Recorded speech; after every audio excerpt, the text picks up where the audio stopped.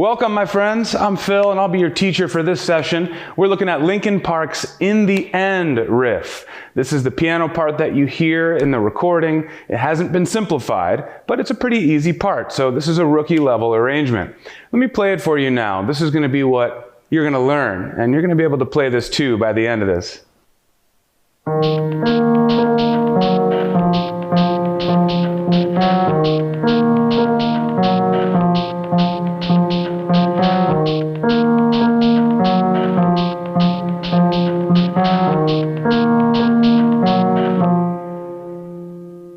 All right, you see what I'm saying? That's the part, right? It just happens to all be in one hand position, and it happens to just be with one hand. I'm going to start by teaching you that position, and then the rest of the melody for this riff is all contained in that one position. Let's get started right now, shall we? Okay, we're talking hand position first, and the range of our position is a bit lower than middle C. Here's middle C. The range is here. But we're not going to be playing that with our left hand like we might expect. Instead, we're just dropping our range down here. Right hand's going to be playing this melodic figure right here. So this is the range here. Our lowest note is E flat. And our highest note is B flat. So we can get our thumb or our first finger, and then our pinky or our fifth finger on the outside notes of our hand position. Then the middle three notes will fall accordingly. We have one on E flat, two on F, squeezing our third finger here on G flat, fourth finger on A flat, and fifth finger on B flat. So do that right now with me if you haven't already gotten your hand up on your instrument. I want you to see how that feels. And I want you to start to be able to visualize that shape.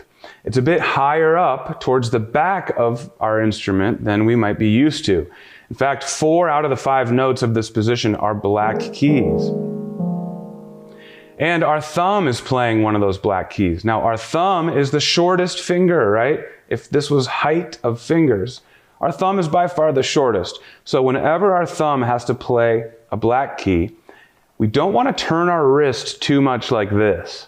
Instead, what we want to do is get closer to the back of the keys. That's going to allow our thumb to reach. And if our middle finger is smashing up against the back of the keyboard, that is a good indication that we should probably be bending up a little bit with a curve in our hand and fingers, okay?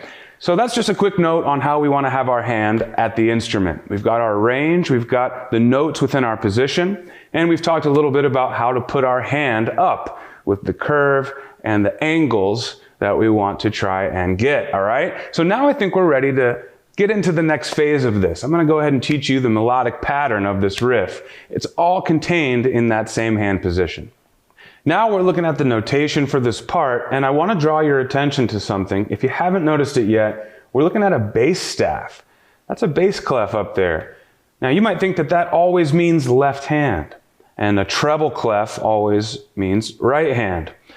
Now, typically, we might commonly see that, but that does not mean it's always the case. When we see a treble clef, it really is telling us this range of notes is being used. When we see a bass clef, it's telling us this range of notes is being used. Now, of course, it's comfortable to get your right hand in the treble staff range and your left hand in the bass staff range. But sometimes, just like we see here, we're going to bend those rules a little bit. We're going to shift down sometimes, and we might see both of our hands with a bass staff if we were playing with both hands. Other times we might see both hands up in range. We might see 2 treble staffs, okay? So that's the main takeaway here. We have a bass staff for this part, but it doesn't mean left hand. We're playing this with our right hand. It just happens to be in the bass staff range. All right, so let's remind ourselves of our position. First finger or thumb on E flat. Walking all the way up through this minor scale to fifth finger on B flat. Now, the melody is all contained here in this position. It's a 4-measure phrase repeated 4 times. The first 3 times are identical, and the 4th time has just a slight variation. All right, here's the first phrase. It goes like this.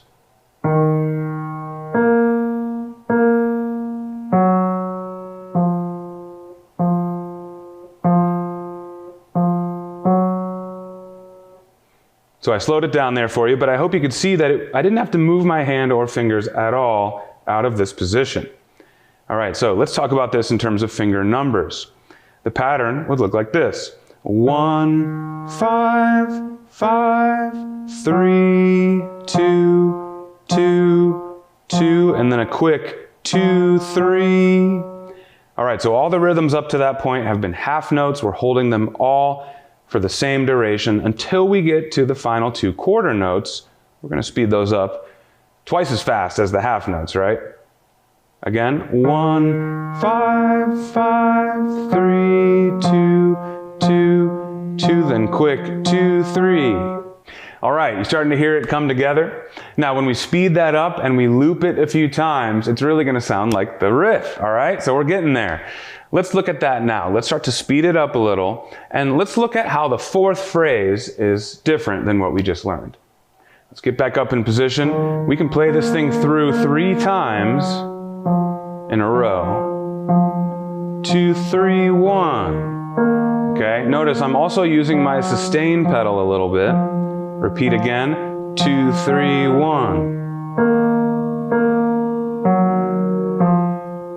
Now the 4th time starts the same,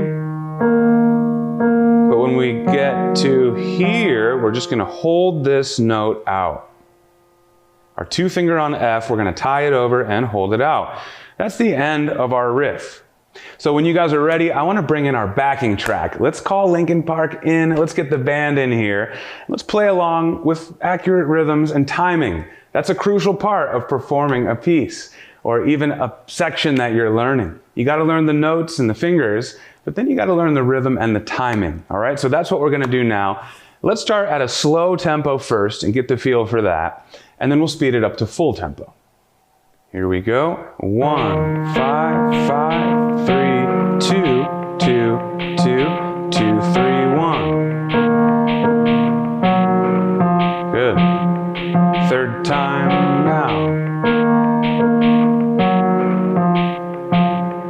Final time. Stop on F and hold it till the end. Okay, guys, that's the whole riff. Now, as you're practicing this on your end, and we're about to get there in just a moment, I think you may want to try this in stages. You may first want to just learn the first phrase on its own. And you can have the opportunity to practice that in the interactive segments that follow this video. From there, you then may want to practice the first 3 phrases, which of course is the first phrase repeated, right? 3 times in a row. Then you may want to add the 4th phrase, which of course has that slightly different rhythm at the end. We're just holding that 2 finger on F. As a final step, you may want to then put it all together, as I just demoed here at the slow speed. And a great final step, of course, could be to speed it up to full tempo, which I'll show you right now. Here we go.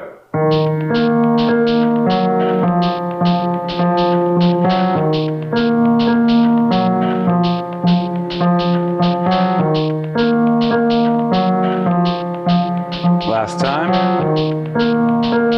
and hold. All right, my friends, that's it. That's the whole thing. Now, before I send you on your way, I just want to leave you with a tip and just a thought on how to bring this to life a little bit musically, all right? I mentioned the sustain pedal.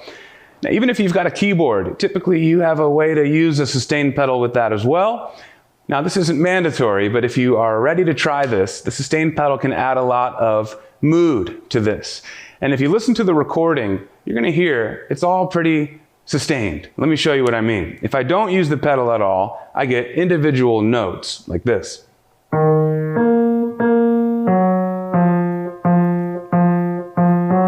Correct notes, correct rhythms, but something's missing. Check it out with the pedal.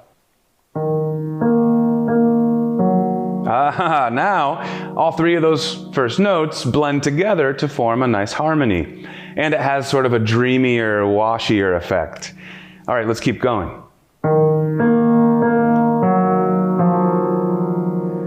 Still doesn't sound bad, but at a certain point, we're going to get a lot of notes in here. And it's going to sound a little maybe too washy, okay? So a good general rule of thumb here for pedaling at the piano is to clear the pedal, or pick it up and push it back down again every time the harmony changes. And here we're going to see that 2 times within each phrase of the riff. So pedal down here, but then here we can lift it back up and push it back down again.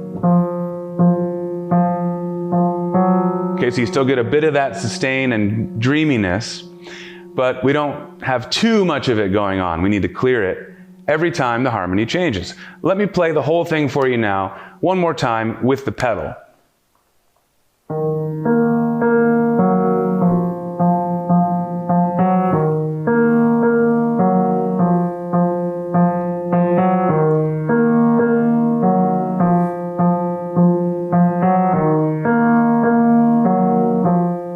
Have fun with this one, you guys. Thanks for sticking with me to the end. I'm Phil, and I hope I see you guys soon for the next video lesson.